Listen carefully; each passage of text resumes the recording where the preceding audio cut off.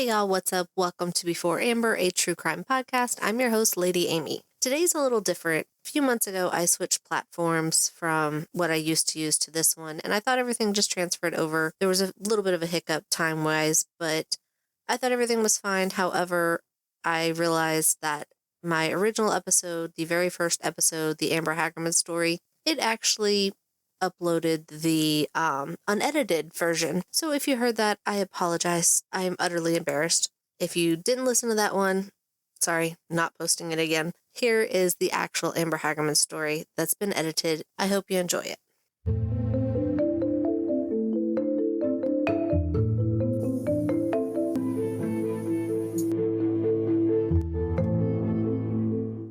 Hello, everyone, and welcome to Before Amber, a true crime podcast about missing people from before the creation of the infamous Amber Alert. I'm your host, Lady Amy. Today's case is a hard one, guys, but I'm going to do my best to warn you before I tell you any details that might be triggering. However, I do ask that you listen to all the other parts of this case, as this case is nearly 30 years old and still unsolved. I believe it can be solved. Someone out there knows something, even if they don't realize that they know it. Please listen and share this story. I believe it is one of the most important cases out there. It pretty much single-handedly changed the way we handle missing persons cases. The aftermath of this story has saved over 1,000 people. The victim and her family deserve justice, and time is running out. So for this first episode, I thought we should start with the Amber Hagerman story itself. I've always grown up hearing her called Amber Hagerman, but I know some people say Hagerman. I think it really just depends on where you're from. I've heard detectives say it both ways. This story is where it all started. Unless you've been living under a rock for the last 30 years, you know what an Amber Alert is. But you may not know where it came from or how it came to be. I thought everyone knew, but apparently it's not as popular as it once was. I was just a kid myself when Amber went missing, and I live not far from the town of Arlington where our story takes place. To this day, I can't tell you for sure why, but there was something about this case, something different. You could literally feel it in the air. It was everywhere. Everyone was worried, concerned, and scared. How could a little girl be taken in broad daylight near a very busy street and no one know anything? Sure, as a kid, you had always heard about kidnappings before, but this one was different. I even remember one day my mom picked me up from somewhere, and the first thing I asked her was, "Did they find Amber?" Hoping that she had been found. I personally didn't know her, but I was invested in her case just like everyone else. This case is memorable. Since it's how the Amber Alert started, I figured we should start here. So who was Amber Hagerman? Amber Hagerman was born in Arlington, Texas on November 25th, 1986, to Richard Hagerman and Donna Hagerman, who now goes by Donna Williams. Everyone that knew Amber said that she was the sweetest little girl that loved helping others. She was just silly, goofy, and all around fun to be around. In the winter of 1996, Amber was in the 3rd grade. Winters in Texas can often be very warm, but this year seemed to be even warmer than normal. On January 13th, 1996, the day our story starts, the sun was out and kids were wanting to play outside. This included Amber and her little brother Ricky. Amber and her family were visiting their grandparents in Arlington, Texas, something that they did quite often. For Christmas, Amber had gotten a bike, and she really wanted to go ride it. So her and Ricky asked permission and set out at approximately 3:10. They were told just to go around the block and come right back. They started off going down the street like they were supposed to, until they got to an intersection where they were supposed to turn right. But instead, being kids, for some reason chose to go left. That choice has made all the difference. You see, to the left, less than a mile from their grandparents' house, was an empty grocery store that had a ramp that they could ride their bikes up and down. Amber and Ricky had done this many times, but they weren't supposed to go unless they had an adult with them. I mapped out the grocery store to their grandparents' house, and it was literally less than 0.3 miles. I honestly think that if you didn't have houses and trees between the grocery store and their grandparents' house, you would probably be able to see the kids playing on the ramp. I'll try to put a link in the show notes and on the website for you just so you can see how close it really was. So Amber and Ricky went up and down the ramp a couple times, then Ricky got a feeling that they should head back. In the Peacock documentary, Amber, the girl behind the alert, which is actually one of our sources for this episode, Ricky said that he got a feeling he thought they might get in trouble. So he told Amber they needed to head back. I wonder personally if maybe Ricky had some sort of intuition, that gut feeling that as adults we know something's going on, something bad could happen, that ominous feeling. I'm not sure if kids really understand what that feeling means. Maybe he sensed someone was watching, maybe he sensed something was going to happen. We just don't know. Amber told him to go ahead, and she'd be right behind him. We can only assume that she wanted to go up and down the ramp one or two more times. As Ricky was almost to his grandparents' house, he noticed that Amber wasn't behind him. When he got to the house, Grandpa, whose name is actually Jimmy, but we have another Jimmy in this story, so we're just going to call him Grandpa. Grandpa asked where was Amber, and Ricky said she was at the ramp. Grandpa got Ricky, put him in his truck, and they went to go get her. When they got to the ramp, however, Amber was gone. Her bike was there, but she was gone.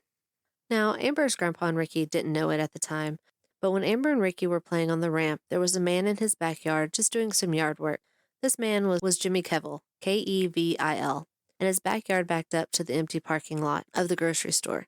He had a pretty clear view of the ramp. He saw the kids playing, no big deal, kids did it all the time. But then it was a big deal. He saw a man in a black truck pull up next to Amber, grab her off her bike, throw her in the cab of his truck. Jimmy said the little girl was screaming and kicking, but the man was just too big and strong for her. He immediately called 911 and reported what he had seen. Spoiler alert, to this day, Jimmy is the only person to come forward as an eyewitness for Amber's abduction. Jimmy described the abductor as a male in his 20s to 30s, around 6 feet tall, medium build with brown or black hair, driving an American-made black truck. One report I read said 20 to 40, but that range is really wide, so I really think it was probably closer to 20 to 30. So the call to 911 was taking place as Amber's brother and grandpa were driving to the grocery store to pick her up. So these two things were overlapping in time, in a very short time frame, approximately just 8 minutes. Remember, Amber and Ricky left on their bike at approximately 3:10, and Jimmy sees her being taken at 3:18. 911 sent out an officer right away. They never want to think that it's the worst, but they always take their calls seriously. Abductions just usually didn't happen. They thought maybe it was a kid who didn't want to go home and was fighting their parents or something like that. The first responding officer got there and noticed two things right away. Amber's grandpa hollering her name, looking for her, and an empty bike laying on the ground. The officer put two and two together and knew this was the real deal. More officers were called in, and before long, the place was swarming with police and detectives. After speaking with officers for a quick minute, Grandpa and Ricky went back to the house to get Donna, Amber's mom. They told her Amber was gone, and right away she took off running down the road, screaming her name, hoping that she was in earshot. She didn't want to believe her little girl was taken. What mother would? This commotion caused people to come out of their houses to find out what was going on. This neighborhood was an older, established neighborhood. It was usually a pretty quiet place, so this was definitely out of the norm. When Amber went missing, Donna and Amber's dad, Richard, were separated, but he was still involved in the kids' lives. Donna called Richard and let him know what was going on, and he headed over right away.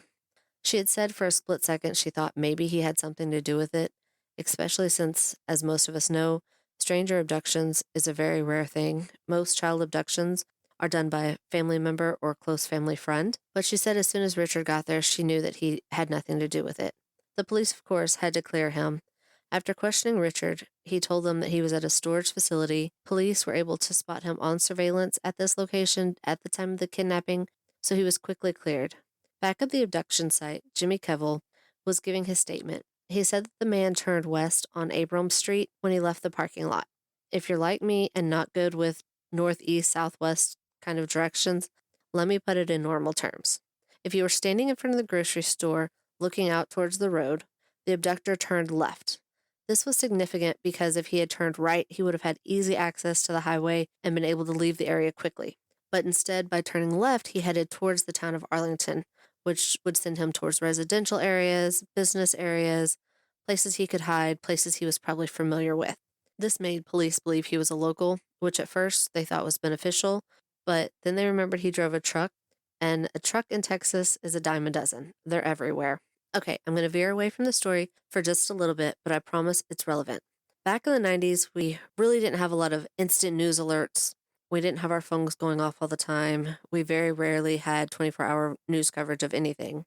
The majority of the time, the first time you heard any news was on the 6 o'clock evening news. The police notified the media around 4:30, and the media announced it to the public on the 6 o'clock news that a little girl named Amber Hagerman had been kidnapped from Arlington. This was nearly 3 hours after the abduction, 3 hours that the public could have been looking for her, 3 hours that someone may have seen her.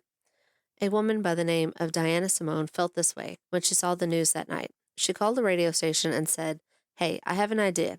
If there had been some sort of a way for us to alert the public, we could have been looking for this little girl for the last 3 hours. That would have been thousands of eyes paying attention to their surroundings. She said, surely if we can do this for the weather, why not do it for missing people, especially children? So this is how the Amber Alert started. This woman's idea. It was first called the Amber Plan, and it was local to the Dallas-Fort Worth area.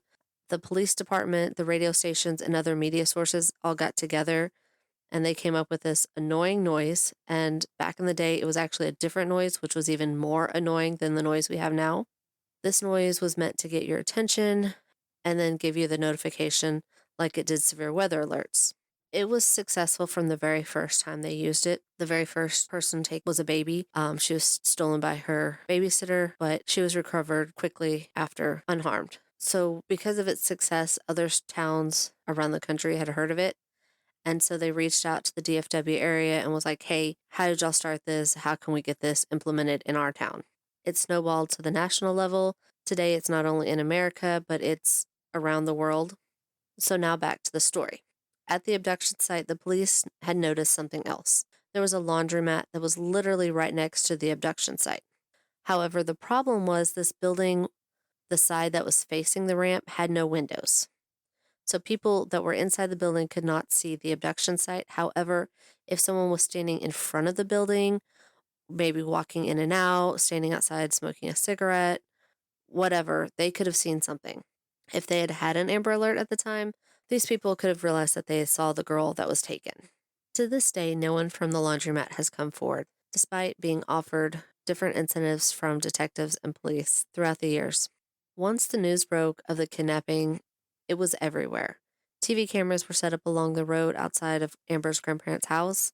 At the time, if someone went missing or the media needed to show what someone looked like, they would show the public just a still photo of the person. It wasn't like it is today where everyone was videotaped all the time. But Amber's case was actually different. You see, for many months before the abduction, Donna was participating in a documentary with one of the local news stations, so Amber and her family had had a TV crew following her and her family around for months. The news station quickly put together a video reel of different clips and passed them out to all the stations. So instead of just seeing a plain, boring still photo of the missing girl, we actually saw Amber. We saw her reading books with her mom, opening presents, blowing up birthday candles, playing in the driveway with her friends, and riding her bike. To this day, if you showed me that video, I would know exactly what it was. We saw it all the time. I'm not complaining. It was a unique thing. Because of this is a reason why a lot of people think this case was memorable or touched so many people in a different way, is because she was a living, breathing, happy person that we could connect with. It's like today's influencers. You watch their videos, you see them post all the time, you feel like you know them, even though you really don't physically know them. Those videos of Amber were that to the public. As soon as the news broke, tips started coming in, but they just weren't going anywhere. One thing I will say about this case is from the very beginning, police hit the ground running. They took it serious. They followed every tip, every lead. They just weren't going anywhere. On January 15th, a couple days after the abduction, the police kind of started to get their eye on a man that was close to the family. This man's name was Mike Thompson. Mike Thompson was extremely close to the family. Some would probably say he was Richard's best friend. The police noticed that Mike was kind of inserting himself in the investigation. He would speak to the media on behalf of the family. He was always there. This was a red flag. A lot of times when someone commits a crime, they want to get close to the investigation to see how the investigation's going. But another big red flag was that Mike happened to drive a black pickup truck. So police took Mike in a couple times and interviewed him. I'm not for sure exactly how many times, but he was very cooperative. He always answered all their questions, and Mike turned out to be cleared. The big reason he was cleared was that black truck was actually a work truck, and anytime it made a stop, it got logged, and the logs from January 13th showed that he was roughly 30 minutes away. Also, the police figured that Amber knew Mike well enough that he probably wouldn't have had to force her to get in the truck with him. He probably could have just said something like, hey, I'm going to take you to go see your dad, and she would have got in. Mike had seemed like their best lead, but unfortunately that didn't go anywhere. The police were trying. They had to create a special task force that included other agencies like the FBI. They were trying, and they had thousands of leads, and they checked each and every one of them. Okay, guys, so This is where we're going to talk about what happened to Amber. So, this is my warning to you. If there's something that you want to know more in detail, like her actual cause of death and stuff, that information's out there. It's public knowledge. You can Google it. I'm not going to go into that. I'm just going to talk a little bit about finding her. On January 17th, the weather changed. You remember it had been really hot. Everyone was wearing shorts, being outside, but a cold front came in and it caused a big storm. A lot of rain, lightning, thunder, those big downpours that will flood really quickly. Well, around 11 p.m. on the night of January 17th, a man was out walking his dog at an apartment complex less than 5 miles from the abduction site.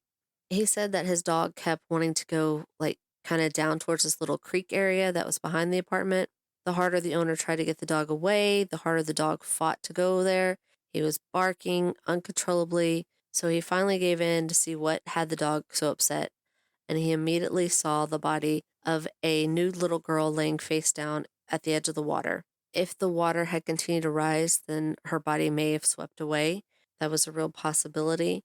He ran immediately to another neighbor's apartment, got their attention. The wife called 911 and the husband went back to the creek to help watch the body to make sure it didn't float away. Very quickly, the word got out that a body had been found. Police were pretty sure right away that it was Amber, but they really didn't want to confirm that with the media, who was all over the place. They wanted to make sure, but it's not like there was a bunch of missing little girls at the time. They quickly confirmed that it was her. I believe they confirmed it was her by birthmarks. The man that found her was cleared. I don't know how he was cleared, but I don't think he was ever even a suspect. This, like I said, was around 9 o'clock at night. Police instantly started working. They were going door to door to every apartment in the complex. No one said they saw or heard anything. The apartments did have cameras, but 90s security cameras are grainy. They're not very clear, and the fact that there was a storm going on made it even harder to see anything, so they just didn't go anywhere. I also don't think that there was cameras at all the exits. I'm not a detective, but the fact that she was on the creek, maybe she had actually floated there from somewhere else. That's just a thought I had, but I've never heard anyone say that. Based on the autopsy, it appeared that Amber had only been dead for a couple days, meaning that police believe that she was kept somewhere. Amber was laid to rest on January 20th. The police set up surveillance everywhere, inside the church, outside the church, the parking lots, the graveside. Everyone was invested in this case. Like I said before, it touched thousands of people. In an article from the Spokane Man Review, Terry Wallace said that over 2,500 people were in attendance. That's a lot of people for a small area, a lot of people for police to comb through. The Peacock documentary, the detective said that they just didn't get anything. They looked for days. They went over the video footage from the funeral, but again, it didn't lead them anywhere. On January 24th, just 4 days after Amber's funeral, the police got a tip. There was a woman that called in and said that she saw the truck with Amber inside of it. And not only had she seen the truck, but she got a partial license plate. The police were ecstatic. How could they not be? This had to have been the break they were looking for, right? They'd already been working with the manufacturers, DMVs, dealers to try to narrow down a list of people that owned a black truck. Now they were able to give them a license plate number to go with that. They were able to narrow it down and found one match. So imagine the police. They're thinking, this is it. They're excited. Okay, maybe excited isn't the right word, but all their hope is right now. This has got to be it. They go to this man's house and he's utterly bewildered. He didn't do it. There was no way he could have done it. I don't know how fast the police cleared him, but it seemed like it was very quickly. Like there was pretty much no way this guy could have done it.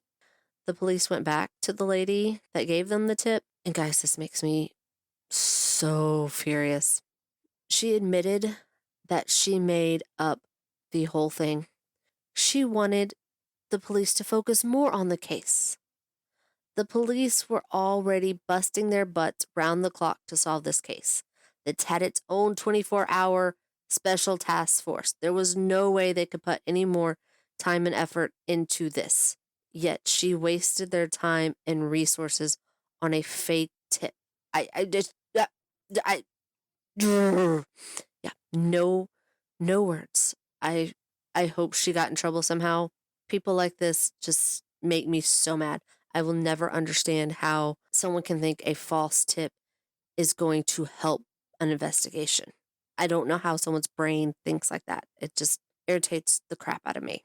And that's it, guys. That was really the last big tip that the police let the public know. Maybe they had something else that they just haven't shared with us. Like I said before, there's only been one person that ever came forward as a witness in this sad story. It's been 27 years since Amber was kidnapped and murdered. On the 25th anniversary of the abduction, the police held a press conference at the site of the abduction. This was something that they'd done before for other big anniversaries of it. They pleaded for anyone that had any kind of information to come forward that they could be anonymous. Think about it, guys. She was kept somewhere for a couple days. There was a laundromat that had people going in and out of it. Someone could have seen something and not realized it. Maybe you were a kid and visiting a family friend or something, and there was a girl there that you'd never seen before and you never saw again. That could have been Amber. Maybe you were at the laundromat that day going in and out for some reason. Maybe you saw Amber and didn't realize that it was her. Even if you're not sure that it was her, it's worth sharing the information because it could have been her. You can be anonymous. Police have let it be known recently that there was DNA in this case. However, it is minimal. They did say in the Peacock documentary that they were considering sending it off. I could not find anywhere whether they have sent it off or not. I pray they did. Personally, I say throw the Hail Mary. You have nothing to lose at this point. The longer you wait, the colder the case is going to get, the more degraded the DNA sample is going to get. I say do it. I mean, for all you know, the person that did this is already dead. DNA is solving so many old cold cases. This one deserves to be solved. It's worth a shot to me. 27 years, fingers crossed they did send it off. Fingers crossed it comes back with something. So many cases are solved these days. This case needs to be added to the solved list. So guys, thanks for listening. If you have any information, please call the Arlington Police Department at 817-575-8823. Again, you can remain anonymous. If you have a case you would like me to cover, please email me at beforeamberpod@gmail.com. Thanks again for listening. Please like, follow, or subscribe so you get notifications whenever the next episode is released. You can also follow us on Facebook, Twitter, Instagram, and TikTok. Sources for this case include yahoonews.com, Cairo7.com, thecrimewire.com, themissingkids.org, truecrimemf.com, thespokesman.com, nbcdfw.com, newspapers.com, the Peacock Documentary Amber, the Girl Behind the Alert. Have a good day, everyone. Talk to you soon. Later.